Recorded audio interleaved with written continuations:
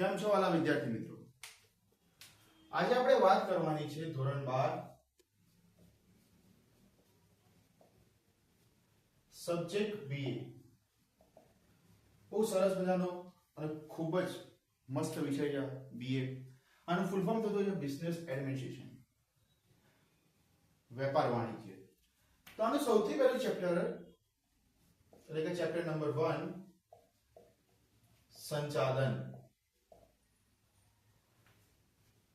ધોરણ 12 કોમર્સ ની અંદર બીએ એમાં સૌથી પહેલું ચેપ્ટર સંચાલન, બીજું ચેપ્ટર સંચાલનના સિદ્ધાંતો, ત્રીજું ચેપ્ટર આયોજન, ચોથું વ્યવસાય તંત્ર, પાંચમું કર્મચારી વ્યવસાય તંત્ર, છઠ્ઠું દોરવણી, સાતમું અંકુશ, આઠમું નાણાકીય બજાર, નવમું નાણાકીય વહીવટ, દસમું બજાર પ્રક્રિયા, 11મું મારા ખ્યાલ મુજબ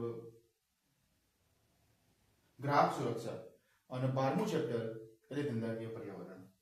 તો વાત કરવી છે સૌથી પહેલા ચેપ્ટરની સંચાલનની. તો કે સંચાલન એટલે શું? તો કે જ્યારે કોઈ પણ વ્યક્તિ એક કરતા વધુ વ્યક્તિઓ કોઈ ધ્યેય પ્રાપ્ત કરવા માટે વિધિસર પદ્ધતિસર જે કાર્ય કરતા હોય છે, જેની અંદર ટેકનોલોજીનો ઉપયોગ કરતા હોય છે, એને શું કહેવાતું હોય છે? મેનેજમેન્ટ. તો સૌથી પહેલા સંચાલન એટલે શું? એટલે ધ્યેય પ્રાપ્ત કરવાનો માર્ગ. આપણે વાત કરીએ તો કે જ્યારે માણસ આ પૃથ્વી ઉપર જન્મ્યો, બરાબર, એનું અસ્તિત્વ ધીમે ધીમે શરૂઆત થઈ, બરાબર છે.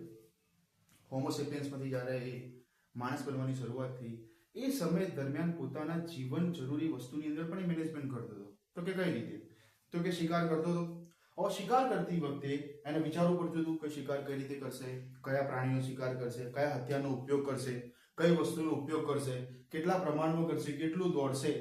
એમ આગળ જતા જતા જતા જતા આપણે વાત કરીએ તો કે મૌર્ય સમાજની, ચંદ્રગુપ્ત મૌર્ય. તો કે ચંદ્રગુપ્ત મૌર્યના સમયની અંદર એના જોડે ખૂબ સરસ મજાનો વ્યક્તિત્વ ધરાવનાર વ્યક્તિ હતા, જેના પોતે ગુરુ હતા, એ હતા ચાણક્ય. ચાણક્ય સંચાલનનો, મેનેજમેન્ટનો એટલો મસ્ત ઉપયોગ કર્યો કે આખા ભારત વર્ષની અંદર અલગ અલગ ક્ષેત્રની અંદર જે છવાયેલું ભારત હતું એને એક કરી દીધું, બરાબર છે. તો આવી જ રીતે જ્યારે વેપાર વાણિજ્યની અંદર મેનેજમેન્ટનો સારામાં સારી રીતે ઉપયોગ કરવામાં આવે તો નક્કી કરેલા ધ્યેયને તમે નક્કી કરેલા સમયની અંદર પૂરો કરી શકો છો. આ મેનેજમેન્ટની અંદર સૌથી પહેલી વ્યાખ્યા છે કે ધ્યેય પ્રાપ્ત કરવાનો રસ્તો. બીજું તો કે અન્ય વ્યક્તિ પાસેથી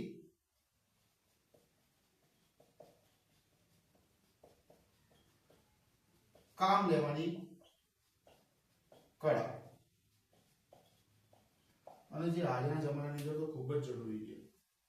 એટલે આજે કહેવાતું હોય ને કે આજના જમાનાની અંદર આઈક્યુ બહુ વધારે ઇમ્પોર્ટન્ટ નથી, પરંતુ ઇક્યુ જે ખરું, બરાબર છે, ઇમોશનલ ઇન્ટેલિજન્સ, બરાબર છે, એ ખૂબ જ જરૂરી છે. કારણ કે તમે તમારા સહકર્મચારી જોડે કેવી રીતે વાતચીત કરો છો, એને કેવી રીતે સમજો છો અને એની પાસેથી કેવી રીતે તમે એનું કામ કઢાવો છો, એ લોકો એની પાસેથી કેટલું કામ લઈ શકો છો. જો એક સારું વ્યક્તિત્વ ધરાવનાર કોઈ વ્યક્તિને સારા ઇમોશનલ નોલેજ હશેની ખબર હશે તો એ અન્ય વ્યક્તિ પાસેથી સારામાં સારું કામ લઈ શકશે. પરંતુ કોઈ વ્યક્તિ હશે કે જેના આઈક્યુ ખૂબ વધારે હશે પરંતુ ઇક્યુ જે કરું કે ઇમોશનલ ઇન્ટેલિજન્સ બિલકુલ નહીં હોય, બરાબર છે, તો અન્ય વ્યક્તિ પાસેથી કામ નહીં લઈ શકે. જે જેટલા પ્રમાણમાં જરૂરી હોય શકે એટલા પ્રમાણમાં કામ નહીં લઈ શકે. તો એના માટે અન્ય વ્યક્તિ પાસેથી કામ લેવાની કળાઓ. હવે આગળ ચેપ્ટરની શરૂઆત કરતા આની અંદર આવતા હોય છે આના સ્વરૂપો. તેની અંદર સૌથી પહેલું સ્વરૂપ છે સર્વવ્યાપી. સર્વવ્યાપી એટલે શું? સર્વવ્યાપી એટલે કે બધા ક્ષેત્રની અંદર, બધા ક્ષેત્રમાં. હવે તમે આની અંદર ઘણા બધા ક્ષેત્રોનો સમાવેશ કરી શકો છો. રમત ગમતનું ક્ષેત્ર, રાજનૈતિક ક્ષેત્ર, અર્થશાસ્ત્રના ક્ષેત્રની અંદર, શૈક્ષણિક ક્ષેત્રની અંદર.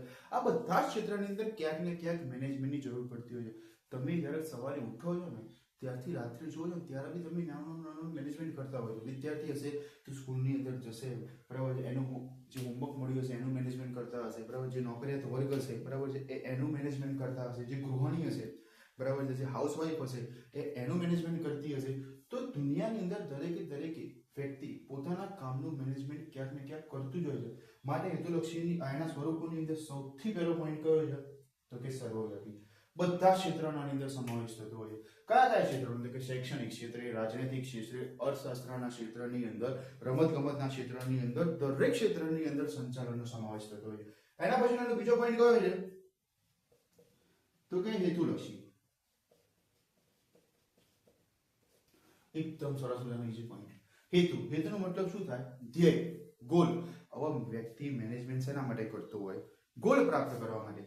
એક્ઝામ્પલ તરીકે ધોરણ 12 ની અંદર અભ્યાસ કરતા વિદ્યાર્થી ધોરણ 12 બોર્ડની અંદર સારામાં સારું રિઝલ્ટ લાવ એના માટે શું કરતા હોય છે? તો કે મહેનત કરતા હોય. એ મહેનતની અંદર શું કરતા હોય છે? કે એનું સરસ મજાનું મેનેજમેન્ટ કરતા હોય છે. એક સરસ મજાનું ટાઈમ ટેબલ બનાવશે.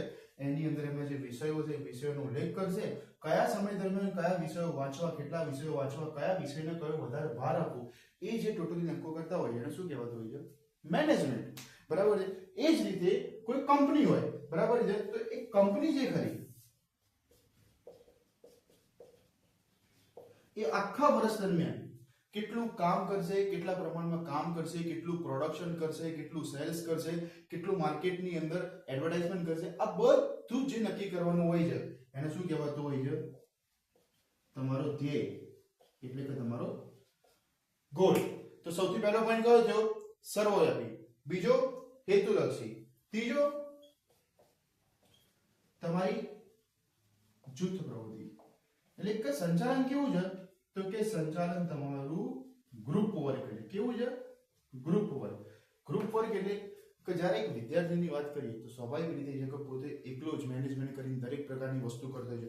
પરંતુ જ્યારે વેપાર વાણિજ્યની વાત કરવામાં આવે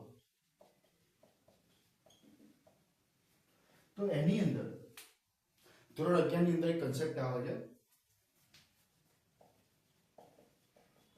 એકલ વ્યક્તિત્વ માલિકી. એનો મતલબ શું? કે એક જ વ્યક્તિ ધંધાનો માલિક હોય. બરાબર. કયા? તો કે દાબેલી વાળા, વડાપાવ વાળા, પાણીપુરી વાળા, આ બધા વ્યક્તિઓ પોતાના ધંધાના માલિક છે, પોતાના ધંધાના કર્મચારી છે, પોતાના ધંધાના સર્વત્ર છે. એકલ વ્યક્તિત્વ માલિકી. આને મેનેજમેન્ટની જરૂર પડતી છે. પરંતુ જ્યારે કંપની ફોર્મની અંદર આવીએ, કોર્પોરેટ વર્લ્ડની અંદર આવીએ, ત્યારે ઘણી મોટી ટીમ હોય. અને જ્યારે પણ વ્યક્તિનો પોતાના ધંધાની અંદર સારામાં સારું ધ્યેય પ્રાપ્ત કરવું ત્યારે એને સારામાં સારી ટીમની જરૂર પડતી હોય છે. એક ક્રિકેટ મેચ કરીને એ પણ એમાં જીત્યું હોય ને તો એક પ્લેયર સારું રમતો હોય ને એનાથી મેચ ના જીતાય, પરંતુ 12 ખેલાડીઓ, બરાબર છે, જ્યારે આખી ટીમ સારું પરફોર્મન્સ કરતી હોય છે તો એ ક્રિકેટની મેચ જીતી જતા હોય છે. એવી રીતે સંચાલન કેવી પ્રવૃત્તિ છે? જૂથ પ્રવૃત્તિ, એટલે કે ગ્રુપ વર્ક. બરાબર છે.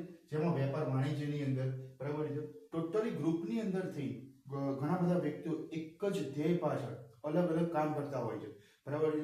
આગળ ચેપ્ટર આવશે અલગ અલગ કામ કરતા જેના આયોજન ચેપ્ટર તરીકે ઓળખવામાં આવે છે.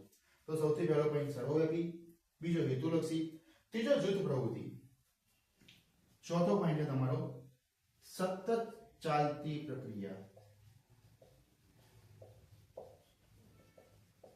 Continue process. સતત ચાલતી પ્રક્રિયા. હવે આ જે સતત ચાલતી પ્રક્રિયા છે તો તમે એક વસ્તુ કહો, તમે ધોરણ 10 ની અંદર પાસ થયા? તો કે હા સર. ધોરણ 11 માં આયા? તો કે હા. એમાં પાસ થયા? તો કે હા. હવે કયા ધોરણમાં આયા? તો કે ધોરણ 12 ની અંદર આયા. એની અંદર બોર્ડ એક્ઝામ આપશો, એમાં સારા ટકા લાવશો, પછી આગળ જશો, ગ્રેજ્યુએશન કરશો, કંપનીની અંદર જશો, ત્યાં સારું કામ કરશો, એમાં ઉચ્ચ અધિકારીના પદ ઉપર જશો, એનાથી આગળ વધશો. તો જીવનની અંદર જ્યારે વ્યક્તિનું એક જગ્યા ઉપર જીવન પૂરું નથી થતું, આગળ ને આગળ વધતો રહેતો હોય છે, એમ વેપારની અંદર એટલે કે ધંધાની અંદર એક વખત કોઈ પણ ગોલ અચીવ કર્યા પછી એના આગળનો ગોલ તૈયાર જ હોય છે. માટે દરેક સ્ટેપ ઉપર તમારે શેની જરૂર પડતી હોય છે? સંચાલનની. માટે સંચાલન કેવી પ્રવૃત્તિ છે? તો કે સતત ચાલતી પ્રક્રિયા છે.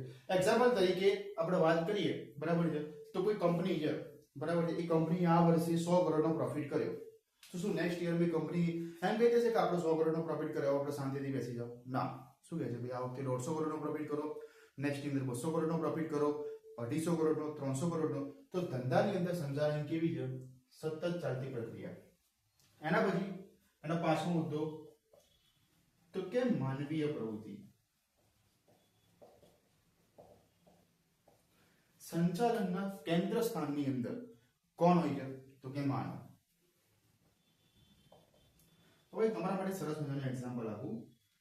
એક્ઝામ્પલ છે એઆઈ, આર્ટિફિશિયલ ઇન્ટેલિજન્ટ, જેને આપણે કહેતા હોઈએ.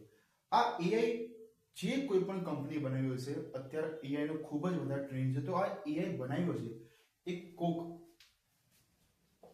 માણસે જ બનાવ્યો છે. અચ્છા, કોક માણસે જ બનાવ્યું છે. કોના માટે બનાવ્યું છે? તો કે કોક માણસ માટે જ બનાવ્યું છે, એટલે કે વ્યક્તિઓ માટે, સમાજ માટે, બરાબર છે. તો કેન્દ્રની અંદર કોણ છે? તો કે માનવ. તો કે સંચાલન કેવી પ્રવૃત્તિ છે? માનવી પ્રવૃત્તિ. એક્ઝામ્પલ તરીકે એઆઈ ખરું, એઆઈ બનાવનાર કોઈકનો કોઈ વ્યક્તિત્વ છે ને, એના મગજની અંદર વિચાર આવ્યો કે આવું પ્રકારનું હોય, બરાબર છે, ગૂગલ કરતા બી એડવાન્સ હોય, આર્ટિફિશિયલ ઇન્ટેલિજન્ટ હોય, બરાબર છે. તો એ વિચારથી, બરાબર છે, એને એક નવી ટેકનોલોજી બનાવી એઆઈ. એ ટેકનોલોજીનો યુઝ કોણ કરે છે? તો કે માણસો જ કરે છે. બનાવી છે કોણ? તો કે માણસો જ બનાવી છે, બરાબર. એના પછીનો છઠ્ઠો પોઈન્ટ છે વિજ્ઞાન અને કળા. અને એના પછીનો એક બી આવો છે વ્યવસાય. તો વાત કરીએ વિજ્ઞાન અને કળાની, બરાબર છે. તો સંચાલન જે કરું ને, એક સિદ્ધાંતો મુજબ, નિયમો મુજબ જે થતું હોય છે, એ પ્રકારની પ્રક્રિયા છે, બરાબર છે, જેની અંદર સિદ્ધાંતોનો, નિયમોનો ઉપયોગ કરવામાં આવતો હોય. એટલે વિજ્ઞાન એટલે શું? તો કે વ્યવસ્થિત જ્ઞાન. એમ સંચાલનની અંદર સંચાલનના સિદ્ધાંતોનો ઉપયોગ કરવામાં આવતો હોય, જેની અંદર ચેપ્ટર 2 ની અંદર ટોટલી સંચાલનના સિદ્ધાંતોનો સમાવેશ કરવામાં આવેલો છે. તો કે સંચાલનની અંદર, બરાબર છે, સંચાલનના સિદ્ધાંતોનો ઉપયોગ કરવામાં આવતો હોય છે. અને આ સિદ્ધાંતો ક્યાંક ને ક્યાંક વૈજ્ઞાનિક સિદ્ધાંતો જેવા જ છે, બરાબર છે, એટલે કે વ્યવસ્થિત જ્ઞાનવાળા સિદ્ધાંતો છે. માટે સંચાલન કેવી પ્રવૃત્તિ છે? તો કે વૈજ્ઞાનિક પ્રવૃત્તિ. એના પછી કળા.